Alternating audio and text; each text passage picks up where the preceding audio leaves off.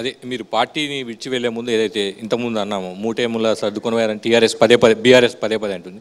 ఎందుకంటున్నానంటే మీరు వ్యాపారాలు చేయట్లేదు, ఆర్థికంగా మీకు పెద్దగా వినుదన్ను లేదు కాబట్టి మీరు మొదటి నుంచి టీడీపీ నుంచి మీరు రాజకీయ ప్రస్థానం మొదలుపెట్టినప్పుడు కూడా ఎన్టీఆర్ అప్పుడు పిలిచి ఒక ఇండస్ట్రియలిస్ట్ మీకు డబ్బులు ఇవ్వమంటే ఇచ్చారని, తర్వాత చంద్రబాబు కానివ్వండి, తర్వాత కేసీఆర్ కానీ ఎన్నికల సమయంలో మీకు ఆర్థిక సాయం అందించాలనే విషయాన్ని మీరే చెప్పారు.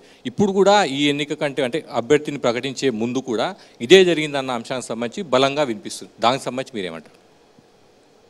తెలుగుదేశంలో ఉన్నప్పుడు కానీ బీఆర్ఎస్లో ఉన్నప్పుడు కానీ నేను పోటీ చేసిన ప్రతిసారి ఆ రాజకీయ పార్టీలు ఆర్థిక సహాయం చేశాయి.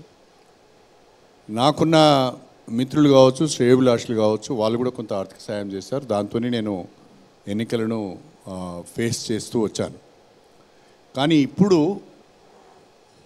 లోకసభ ఎన్నికలకు సంబంధించి బీఆర్ఎస్ పార్టీ అభ్యర్థిగా కావ్య ప్రకటించడానికి ముందు కానీ ప్రకటించిన తర్వాత కానీ బీఆర్ఎస్ పార్టీ నుండి నేను ఒక్క రూపాయి కూడా ఎవరి దగ్గర నుంచి కూడా తీసుకోలేదు. తీసుకున్నట్టుగా ఎవరు నిరూపించినా, ఎవరు ముందుకు వచ్చి చెప్పినా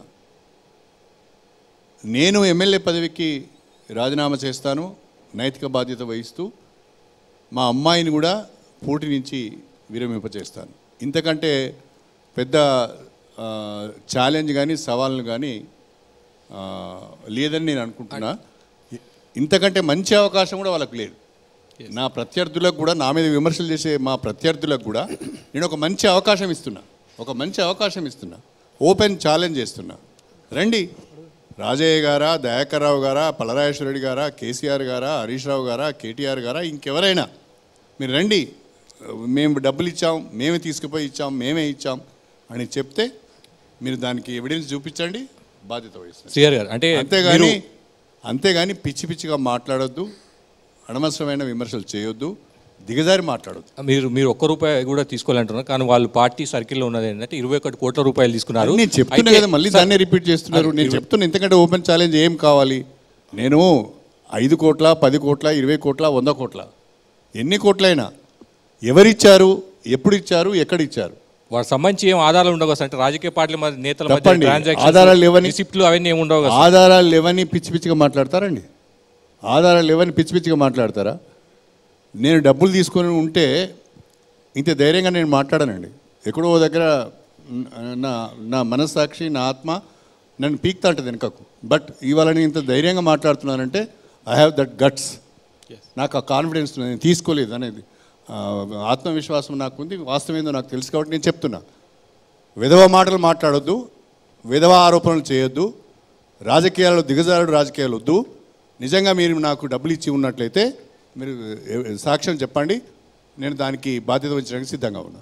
ఓకే, బీఆర్ఎస్ పార్టీ ఈరోజు కాంగ్రెస్ ప్రభుత్వాన్ని తీవ్రంగా విమర్శిస్తుంది.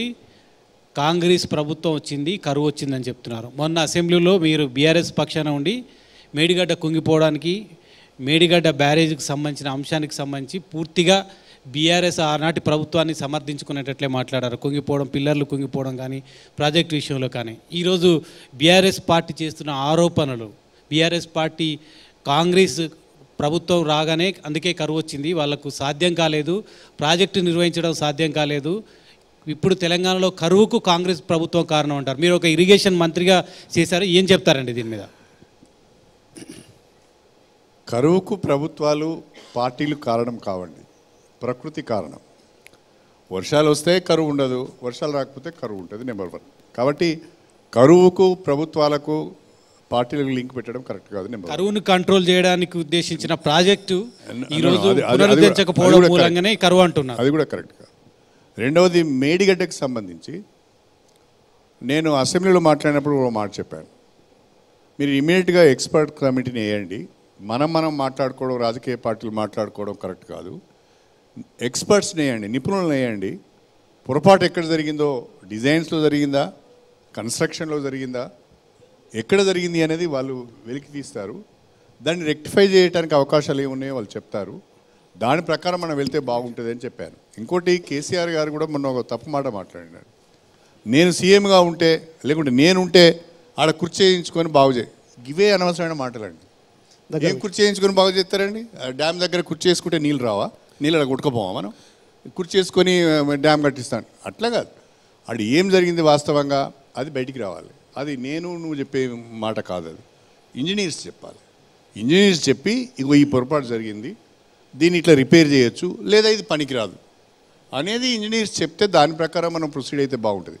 నాకున్న అవగాహన మేరకు, గతంలో భారీ నీటిపారుదల శాఖ మంత్రిగా పనిచేసిన అవగాహన మేరకు ఆడ జరిగిన పొరపాటు నేనేమనుకుంటున్నానంటే, జనరల్గా ఫ్లోస్కు అడ్డంగా బ్యారేజెస్ ఎందుకు కడతామంటే టు డైవర్ట్ ది ఫ్లోస్. ఇప్పుడు మీరు మన ప్రకాశం బ్యారేజ్ తీసుకోండి, లేకుంటే ధవళేశ్వరం బ్యారేజ్ తీసుకోండి, ఎక్కడైనా డెల్టాలు తీసుకోండి, లేకుంటే మన పెన్నా డెల్టా తీసుకోండి, ఇది నెల్లూరు దగ్గర ఉన్న పెన్నా డెల్టా తీసుకోండి, లేకుంటే వంశధార డెల్టా తీసుకోండి, మహానది డెల్టా తీసుకోండి, ఇది కటక్లా. ఎక్కడైనా కూడా ఏముంటాయంటే రివర్స్కు అడ్డంగా బ్యారేజెస్ ఎందుకు కడతారంటే ఫ్లోస్ డైవర్ట్ చేస్తారు, స్టోరేజెస్ పెట్టరు. కానీ ఇక్కడ జరిగింది ఏంటంటే బ్యారేజ్ కట్టి 16 TMS నీటిని నిల్వ చేస్తే ఆ ప్రెషరు ఆ బ్యారేజ్ మీద పడి దెబ్బతినేదని నా అభిప్రాయం. ప్రాజెక్టుకు ఉండే ఫౌండేషన్స్ వేరుగా ఉంటాయండి, బ్యారేజ్కి ఉండే ఫౌండేషన్స్ వేరుగా ఉంటాయి. అక్కడ ఏదో పొరపాటు జరిగిందని నేను అభిప్రాయపడుతున్నాను. కానీ